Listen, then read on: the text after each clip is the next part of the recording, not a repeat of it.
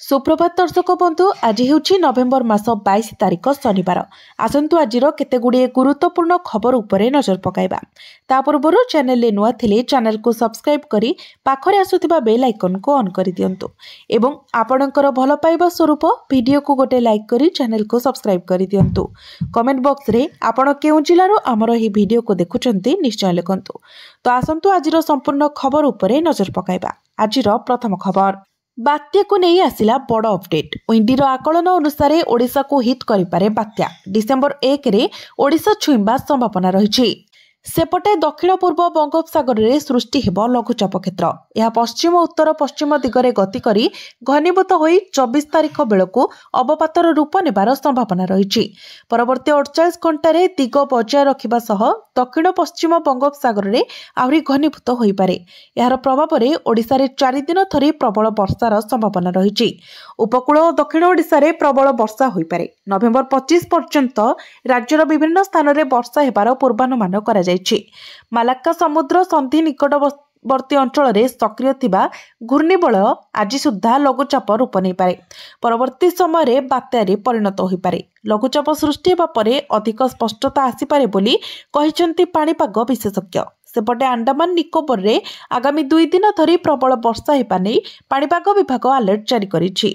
Port Blair रे एथिपाई 3 number विपद संकेत जारी होइतिबा बेले स्थानीय लोक और पर्यटकों को सतर्क रहिबाको कहा जायछि। परवर्ती खबर अक्षय तृतीया पूर्व गणति मणति सारिबा पाई परिचालना कमिटीर गुरुत्व। श्रीमंदिर परिचालना कमिटी बैठक रे बहु गुरुत्वपूर्ण निष्पत्ति निया जायछि। गजपति महाराजा दिव्य सिंह देवଙ୍କ अध्यक्षतार 4 घंटा धरी बसिथिला बैठक। श्रीमंदिर नाटमंडप रे शृंखलित धाड़ी दर्शन व्यवस्था नै आलोचना होइछि। काठरांप जेभली महाप्रभुଙ୍କ नीतिकांति रे प्रभावित करिब नाही से नै पुनर्बार टेक्निकल कमिटी अनुध्यान करिब। वीआईपी और वीवीआईपी प्रोटोकॉल दर्शन पाई एक स्वतंत्र एसओपी अणाजिब। राज्य सरकारଙ୍କ मार्गदर्शिका अनुसार रत्न भंडार अलंकार गणति मणति कराजिब। रत्न अलंकार गुड़िकर डिजिटाइजेशन कराजिब। आगको महाप्रभुଙ୍କ पहिली भोग नीति सहित इंग्राजी नूतन वर्ष आसुछि। तेणु नीतिबहुल थिबारो पर्यायक्रमे रत्न गणति कराजिब। मुख्य प्रशासक और कमिटीर सदस्यଙ୍କୁ नेई अतिरिक्त एसओपी प्रस्तुति कराजिब। विभिन्न पर्याय रत्न अलंकार गणति मणति कराजिब। अक्षय तृतीया पूर्व गणति मणति सारिबा पाई परिचालना कमिटी रे गुरुत्व दिया जायछि। परवर्ती खबर राज्य कैबिनेट रे 12टी प्रस्ताव को अनुमोदन। ओडिशा रे प्रतिष्ठा एवं 5टी ग्लोबल कैपेबिलिटी सेंटर। राज्य कैबिनेट रे 12टी प्रस्ताव को अनुमोदन। 9टी विभागर 12टी प्रस्ताव को कैबिनेट रो अनुमोदन। इस्पात और खनि विभागर 2टी प्रस्ताव उपरे मोहर। अर्थ आईटी समेत विभिन्न विभागर प्रस्ताव को मंजूरी। एससी एसटी छात्र छात्री मेधावृत्ति वृत्ति को कैबिनेट रो मंजूरी। ओडिशा रे प्रतिष्ठा एवं global capability centre. Capability centre पाई आसिबो 1000 कोटी टंकार पुंजीनिवेश। जल प्रदूषण नियम रे संशोधन प्रस्ताव को अनुमोदन मिलिछि। मुख्यमंत्री मोहन चरण माझी अध्यक्षतार लोकसेवा भवन रे बसिथिला राज्य कैबिनेट रो गुरुत्वपूर्ण बैठक।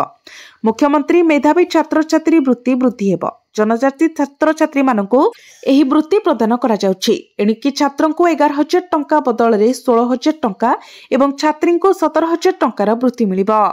राज्य रे बाली और पथर खादन पाई नीलाम हेबो नाही। एणिकी ई लॉटरी माध्यम रे लीज प्रदान कराजिबो।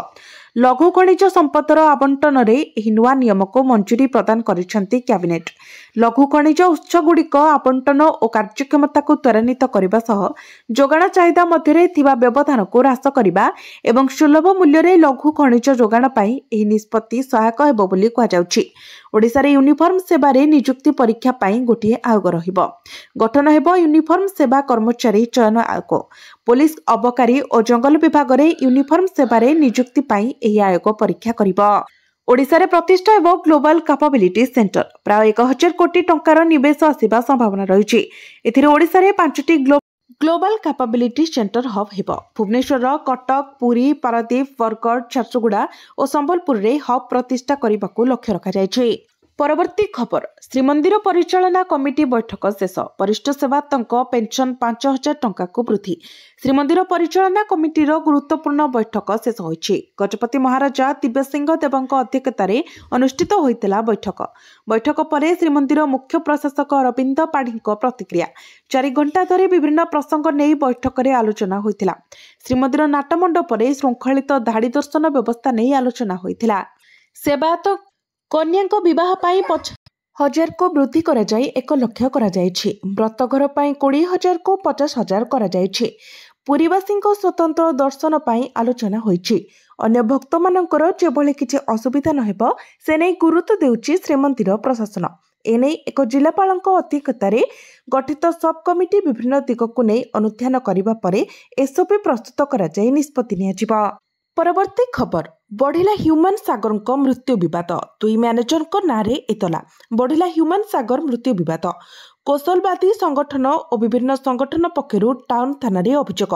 ह्यूमन सागर इवेंट मैनेजर दिनेश बेहेरा और प्रशांत बेहेरा नारे अभियोग। ह्यूमन सागर मृत्यु सठिक तदंत दाबी करिछि कौशलवादी संगठन। दिनेश और प्रशांत विरुद्ध में कार्यानुष्ठान दाबी होइछि। परवर्ती खबर चाषी खुशी खबर फसल नष्ट हेले भी मिलिब क्षतिपूरण। चाषी खुशी खबर एणिकी जेतिकी फसल नष्ट हेले भी मिलिब क्षतिपूरण। हाथी बारहा भली वन्यजंतुओं द्वारा नष्ट हेले क्षतिपूरण मिलिब। जदि वर्षा बा बन्या द्वारा क्षतिग्रस्त हुए ताले क्षतिपूरण मिलिब। प्रधानमंत्री फसल बीमा योजना अधीन 2 प्रकार फसल नष्ट पाई क्षतिपूरण मिलिब। यह घोषणा करिसेंती केंद्र कृषि मंत्री शिवराज सिंह चौहान। पूर्वर प्रधानमंत्री फसल बीमा अधीन गोटे पाई मिलुथुला क्षतिपूरण। उभय प्रकार फसल नष्ट पाई क्षतिपूरण देबाकू दीर्घदिन धरी दाबी करि आसुथिले चाषी। परवर्ती खबर बालीजात्रा पड़िया को नहीं हाईकोर्ट का असंतोष। 7 दिन मध्य सफेई पाई देले निर्देश। हाईकोर्ट रे कटक सहर समस्या मामला रे सुनानी बेले बालीजात्रा शेष हेबा परे पड़ियार सफेई होई नथिबारु असंतोष व्यक्त करिसेंती अदालत। 35 लाख टंका व्यय करा जाई घरोई एजेंसी को सफेई दायित्व दिए जाइतिले मध्य सफेई एक प्रकार प्रहसन होइतिबा एडवोकेट कमिटी सदस्य खंडपीठଙ୍କୁ ए संक्रांत रे अवगत करिथिले। विचारपति संगम कुमार साहू एवं विचारपति बी नरसिंह को नहीं गठित खंडपीठ बालीजात्रा उपर और तल पड़िया को तुरंत सफेई करी 7 दिन मध्य सफेई कार्य शेष करने को कटक महानगर निगम को निर्देश देइछंती। नवेम्बर 27 सुधा बालीजात्रा पड़िया सफेई शेष करने को निर्देश दिबा बेले एडवोकेट कमिटी डिसेम्बर 2 रे उपर और तल बालीजात्रा पड़िया सह निकट नदी पार्श्व परिदर्शन करी डिसेम्बर 4 सुधा सफेई संक्रांत रिपोर्ट अदालत रे दाखल करने को हाईकोर्ट निर्देश देइछंती। परवर्ती खबर पीएम किसान रो 21तम किस्ती पर चाषी एक नूतन उपहार। कृषि मंत्री बड़ घोषणा जानतु केबे कौन मिलिब लाभ। देशर चाषी आउ एक बड़ खुशी खबर। प्रधानमंत्री किसान योजनार 21तम किस्ती सेमानक अकाउंट रे जमा होइतिबा बेले सरकार एबे फसल बीमा योजना संपर्क में निष्पत्ति नैछंती, जहा वर्ष वर्ष धरी चाषी माने दाबी करि आसुछंती। चाषी सबुठार बड़ चैलेंज हेउछि जदि सेमानकर कष्ट अर्जित फसल हठात कोनोसी वन्यप्राणी आक्रमण रे नष्ट हो जाए किंबा प्रबल वर्षा एवं बन्या रे बुड़ी जाए तेबे चाषी संपूर्ण क्षति सही थाए।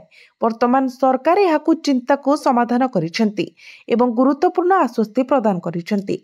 केंद्र कृषि मंत्री शिवराज सिंह चौहान घोषणा करिसेंती जे प्रधानमंत्री फसल बीमा योजना रे 2टी नूतन विपद जोड़ा जाइछि। वन्यप्राणी द्वारा फसल क्षति, अत्यधिक वर्षा किंबा जलबंदी जोगु फसल क्षति, एही उभय विपद एबे बीमा अधीन रे कभर करा जिवो एवं चाषी माने 2026 खरीफ रु एहा द्वारा लाभ पाइबे। परवर्ती खबर सरकार करिबे बड़ घोषणा बढ़िबो अवसर प्राप्त कर्मचारी पेंशन। जानतु ईपीएफओ रो नियम। कर्मचारी भविष्य निधि पांठी संगठन ईपीएफओ कर्मचारी पेंशन सह जड़ित एक बड़ परिवर्तन करने को प्रस्तुत होउछि। गणमाध्यम रिपोर्ट अनुसार ईपीएफओ दरमा सीमा 15,000 रु 25,000 को वृद्धि करने पाई एक प्रस्ताव प्रस्तुत करुछि। जदि एही परिवर्तन कार्यकारी हुए तेबे सारा देश में 1 कोटी रु अधिक कर्मचारी ईपीएस पेंशन द्वारा कभर हेबे। शेषथर पाई 2014 मसीह ईपीएफओ पेंशन वृद्धि करथिला। सेतेबेले मिलुथिबा पेंशन 6,500 को वृद्धि करी कर्मचारी मानक 15,000 पेंशन मिलुला सेबेठारु यह अपरिवर्तित रही। ईपीएफओ पेंशन योजना ईपीएस अधीन एक दरमा स्थिर करा जायछि। वर्तमान यह सीमा प्रति मासरे 15,000 अटे। यार अर्थ होछि जड़े कर्मचारी दरमा 25,000, 40,000 किंबा ताठारु अधिक हुए तेबे केवल 15,000 आधार में पेंशन गणना करा। वर्तमान यह सीमा को 25,000 को वृद्धि करिवार प्रस्ताव अछि। यह दरमा अधिक हेले मध्य पेंशन आधार वृद्धि करिवो एवं भविष्यत रे पेंशन परिमाण भल हेबो।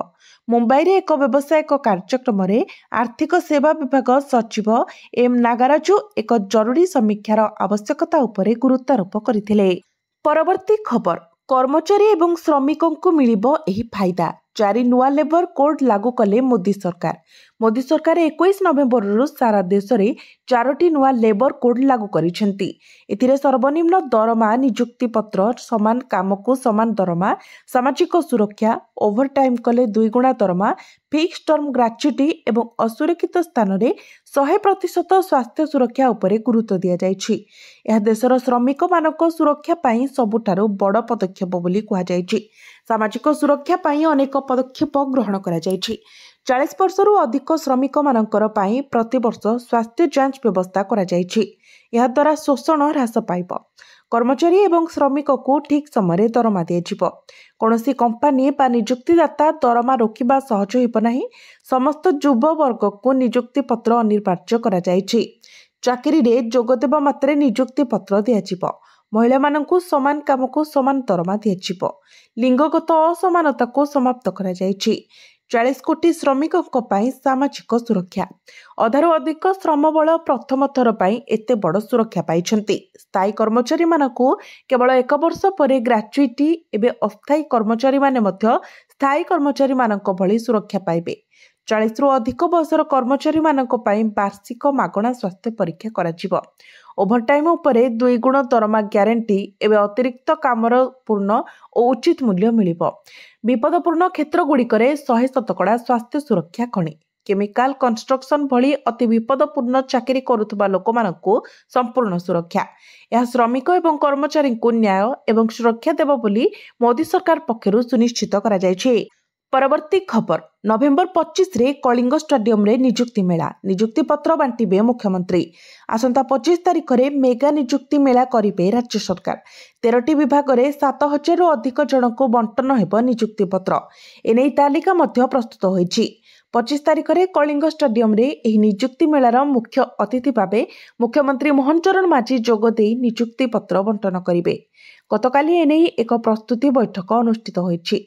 मिलिथिबा सूचना अनुसार गृह विभाग में 2,350 जन को नियुक्ति पत्र बंटन हेब। सेपरि विद्यालय और गणशिक्षा विभाग में 2,750 जन को नियुक्ति दिया। जंगल और परिवेश विभाग में 1,750, सूचना और लोकसंपर्क विभाग में 39, उच्च शिक्षा 74, जल संपद विभाग में 36, श्रम विभाग में 15, इस्पात और खनि विभाग में 14, वाणिज्य और परिवहन विभाग में 14, मत्स्य संपद विभाग में 27, योजना और संयोजन विभाग में 8 जन को नियुक्ति दिया। सेपरि कृषि और कृषक सशक्तिकरण विभाग और एजी रे नियुक्ति पत्र बंटन करा जाय पारे। परवर्ती खबर, G20 सम्मेलन में जोग देबा पई दक्षिण आफ्रिका गस्तरे मोदी। एही प्रसंग गुड़िक उपरे हेब आलोचना। प्रधानमंत्री नरेंद्र मोदी शुक्रवार दिन दक्षिण आफ्रिकार जोहान्सबर्ग अभिमुखे यात्रा आरंभ करिसेंती। से नवेम्बर 21 रु 23 तारिख पर्यंत अनुष्ठित हेबाकु थिबा 20तम G20 शिखर सम्मेलन में जोग देबे। विकासशील देश मानकरे यह लगातार चतुर्थ G20 शिखर सम्मेलन। प्रधानमंत्री मोदी व्यतीत अनेक विश्व नेता एही कार्यक्रम में जोग देउछंती। प्रधानमंत्री मोदी G20 शिखर सम्मेलन में भारतर दृष्टिकोण उपस्थापन करिवे। रिपोर्ट अनुसार प्रधानमंत्री मोदी एही कार्यक्रम में 3टी अधिवेशन को संबोधित करिपारंती। प्रथम अधिवेशन अंतर्भुक्त एवं स्थायी अर्थनैतिक अभिवृद्धि उपरे हेब, जेउथिरे काहाको बाद दियाजिब नाही। एक गतिशील विश्व G20 अवदान शीर्षक द्वितीय अधिवेशन विपर्यय विपद ह्रास एवं जलवायु परिवर्तन भली प्रसंग गुड़िक आलोकपात करने लक्ष्य रखिछि। तृतीय अधिवेशन समस्तक पई एक निरपेक्ष एवं न्यायपूर्ण भविष्यत उपरे हेब। प्रधानमंत्री मोदी समस्त 3टी अधिवेशन को संबोधित करिपारंती। ପରବର୍ତ୍ତୀ ଖବର ଅମାନିଆଙ୍କ ବିରୋଧରେ କଠୋର ଆଭିମୁଖ୍ୟ 2 କୋଟିରୁ ଅଧିକ ଟଙ୍କାର ଚାଲାଣ ଜାରି ସାବାଡ଼ ହେଉଛନ୍ତି ଅମାନିଆ ଚାଲାଣ କାଟୁଛି ପରିବହନ ବିଭାଗ ସଡ଼କ ଦୁର୍ଘଟଣା ଜନିତ ମୃତ୍ୟୁ ହ୍ରାସ ଲକ୍ଷ୍ୟରେ ବାଣିଜ୍ୟ ପରିବହନ ବିଭାଗ ଦ୍ୱାରା ଶୂନ ମୃତାହତ ପକ୍ଷ ପାଳନ କରାଯାଉଛି। ସଡ଼କ ସୁରକ୍ଷା ନିୟମ ଉଲ୍ଲଂଘନ କରୁଥିବା ବେପରୁଆ ଗାଡ଼ି ଚାଳକଙ୍କୁ ନିୟନ୍ତ୍ରଣ କରିବାକୁ ରାଜ୍ୟବ୍ୟାପୀ ଏନଫୋର୍ସମେଣ୍ଟକୁ ଜୋରଦାର କରାଯାଇଛି। ନଭେମ୍ବର 16ରୁ ଆରମ୍ଭ ହୋଇଥିବା ଏହି ପକ୍ଷର ପ୍ରଥମ 4 ଦିନରେ କେବଳ ପରିବହନ ବିଭାଗ ଦ୍ୱାରା 12,155 ଇ ଚାଲାଣରେ 2 କୋଟିରୁ ଅଧିକ ଟଙ୍କାର ଜୋରିମାନା ଜାରି କରାଯାଇଛି। ସଡ଼କ ବ୍ୟବହାରକାରୀଙ୍କ ସୁରକ୍ଷାକୁ ଦୃଷ୍ଟିରେ ରଖି ଉଭୟ ପରିବହନ ବିଭାଗ ଓ ପୋଲିସ ପ୍ରଶାସନ ଦ୍ୱାରା ଏନଫୋର୍ସମେଣ୍ଟକୁ କଡ଼ାକଡ଼ି କରାଯାଇଛି। ଦ୍ରୁତ ଗତି ଯୋଗୁଁ ଦୁର୍ଘଟଣା ଅଧିକ ଘଟୁଥିବାରୁ ଏହା ଉପରେ ବିଶେଷ ନଜର ରଖାଯାଇଛି। କେବଳ ପରିବହନ ବିଭାଗ ଦ୍ୱାରା ଦ୍ରୁତ ଗତି ବିରୋଧରେ ଶୂନ ମୃତାହତ ପକ୍ଷର ପ୍ରଥମ 4 ଦିନରେ 3,858 ଇ ଚାଲାଣ ଜାରି କରାଯାଇଛି। ସେହିଭଳି ବିନା ହେଲମେଟରେ 2 ଚକିଆରେ ଯାଉଥିବାରୁ 3,213 ଇ ଚାଲାଣ କରାଯାଇଛି। ବିନା ସିଟ୍ ବେଲ୍ଟରେ 2,921, ଗାଡ଼ି ଚଳାଇବା ବେଳେ ମୋବାଇଲ ଫୋନ ବ୍ୟବହାରରେ 498, ନିଶା ସେବନ କରି ଗାଡ଼ି ଚଳାଉଥିବା ଯୋଗୁଁ 135, 2 ଚକିଆରେ 2ରୁ ଅଧିକ ଯାଉଥିବାରୁ 628, ବିପରୀତ ଦିଗରେ ଗାଡ଼ି ଚଳାଉଥିବାରୁ 236, ବେଆଇନ ପାର୍କିଂ ପାଇଁ 666 ଚାଲାଣ ଜାରି କରାଯାଇଛି।